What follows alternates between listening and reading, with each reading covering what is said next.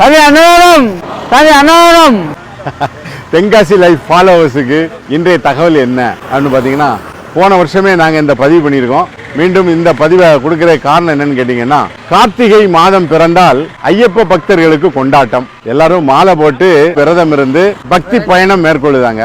தமிழ்நாட்டில் இருந்து கேரளாவுக்குள்ள இருக்கக்கூடிய அந்த கோயிலுக்கு நுழைவாயில்ல ஒண்ணுதான் செங்கோட்டை பகுதி. இந்த ஐயப்ப பக்தர்கள் போகும் வழியில இந்த பாதை முக்கிய பாதையா இருக்கு. ரெண்டாவது, ஐயப்ப பக்தர்கள் இனி ஒரு விரும்ப காரணம் என்னன்னு கேட்டீங்கன்னா, இந்த வழியாக செல்கின்ற போது அச்சன் கோயில் ஐயப்பனையும், ஆரியங்காவு ஐயப்பனையும், அப்புறம் குளத்துப்புழ ஐயப்பனையும் பார்த்து செல்வதற்கான வாய்ப்பு இந்த தடத்துல கிடைக்கும். அதோடு சுற்றுலா தலமான குற்றாலமும் இருக்கு. குற்றாலம் கோயில்களையும் பார்த்து, தென்காசி கோவிலையும் பார்த்து அந்த பயணம், புனித பயணத்தை இனிய பயணமாக மாற்றுறாங்க. மகிழ்ச்சி. இந்த செங்கோட்டையில நிறைய செல்வந்தர்கள் இருக்காங்க. இந்த சிந்தனை செங்கோட்டைக்காரங்க யாருக்குமே வரல. சபரிமலை செல்லக்கூடிய பக்தர்கள் நம்ம ஊரை கடந்து போறாங்க, அவங்களுக்கு ஒரு அடிப்படை வசதி பண்ணலாமே அப்படின்னு மதுரையில் வாழக்கூடிய மரியாதைக்குரிய ஐயா, ஐயப்பனின் தீவிர பக்தர் பழனியப்பன் அவர்கள், அவர் ஒரு டிராவல் ஏஜென்சி வச்சிருக்காங்க, முருகன் டிராவல்ஸ் வச்சிருக்காங்க. அவருக்கு ஒரு எண்ணம் முதித்திருக்கு. இந்த இடத்துல ஒரு இடத்தை வாங்கி அங்க ஒரு அருமையான ஒரு குடிலை கட்டி இந்த ஐயப்ப பக்தர்களுக்கு எந்த கட்டணமும் இல்லாம கழிப்பிடம், குளியலிடம், உணவு, அதோட பாத்தீங்கன்னா அவங்களுக்கு சூடான சுக்கு காப்பி, ஆரோக்கியமான ஒரு உணவை கொடுக்குறாங்க. நான் திரு பழனியப்பன் அவர்களிடம் பேசினேன். எப்படியா இந்த எண்ணம் உங்களுக்கு உதித்தது என்ன? ஐயப்பன் கொடுத்த கருணை ஐயான்னு சொல்லிட்டாரு ஒரே வார்த்தையில. ஒரு பணம் யார்கிட்ட வேணாலும் இருக்கலாங்க. யாத்திரை செல்லக்கூடிய ஐயப்ப பக்தர்களுக்கு எந்த கட்டணமும் இல்லாம அன்பான உபசரிப்போட 10 ஸ்டாஃப், ஒரு மேனேஜர், 4 குக்கு, மெயின்டெனன்ஸ், கிளீனிங், இப்படி பார்த்தீங்கன்னா நிறைய வகையான இங்கே ரொம்ப சுத்தமாக ஆரோக்கியமான ஒரு உணவை கொடுக்காங்க. அந்த உணவில் கூட யாத்திரையில் உணவருந்துவதற்கு எப்படி உணவு கொடுக்கணும் அப்படின்னு கூழ் உணவாகவே கொடுக்காங்க. ஆனால் அது ஒரு சக்தி மிகுந்தது.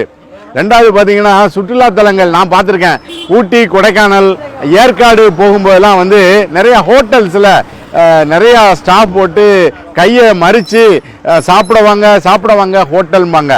இங்கேயும் அதே மாதிரி நடக்கு. ஐயப்ப பக்தர்களை உங்களுக்கான ஆரோக்கியமான உணவு இருக்கு, கழிப்பிடம் இருக்கு, தண்ணீர் இருக்கு, வாங்கன்னு ஒரு ஸ்டாஃபே நின்று சொல்றாரு. அப்படித்தானே? திரு பழனியப்பன் அவர்களுடைய உயர்ந்த எண்ணத்தை பார்த்தீங்களா? இந்த லொக்கேஷன் பார்த்தீங்கன்னா ஹைவேல மெயின்லே இருக்கு. செங்கோட்டையில இருந்து கேரளாவுக்கு செல்லும் பாதை, செங்கோட்டை ஃபாரஸ்ட் செக் போஸ்ட்னு சொல்லுவாங்க.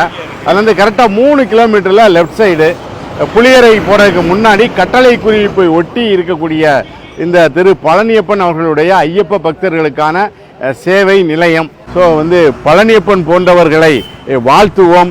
அவர்களை போன்றவர்கள் உருவாக வேண்டுங்கிறது தான் நாங்கள் ஆண்டுதோறும் இந்த பதிவை கொடுத்துக்கிட்டே இருக்கோம். எனக்குமே இது 2வது வாய்ப்பாயிருச்சு. கடந்த ஆண்டு 2023 பதிஞ்சோம். அப்போ பழனியப்பன் அவர்கள்ட்ட நாங்கள் அலைபேசியில் பேசும்போது, ஐயா ரொம்ப மகிழ்ச்சியாக இருக்குயா, நீங்கள் பதிவு பண்ணீங்க, நான் விளம்பரத்தை விரும்பலை, ஆனால் நீங்கள் ஒரு நல்ல காரியத்தை வெளியே சொல்லி நிறைய பேர் என்ன வாழ்த்துனாங்க அப்படின்னு சொல்லிட்டு அடுத்தடுத்த ஆண்டுகளில் அவர் என்ன பண்றாரு, இன்னும் இம்ப்ரூவ் பண்றாரு. இந்த தேசிய நெடுஞ்சாலைத்துறை போக்குவரத்தை சரி பண்றதுக்கு தடுப்பு சுவர்கள் வச்சிருக்காங்க. அப்போ இங்க வண்டி நிறுத்துறதுல கொஞ்சம் சிரமம். உடனே பக்கத்து இடத்த வாங்கி ஒரு பார்க்கிங் வசதியையும் பண்ணிட்டாரு திரு பழனியப்பன் அவர்கள்.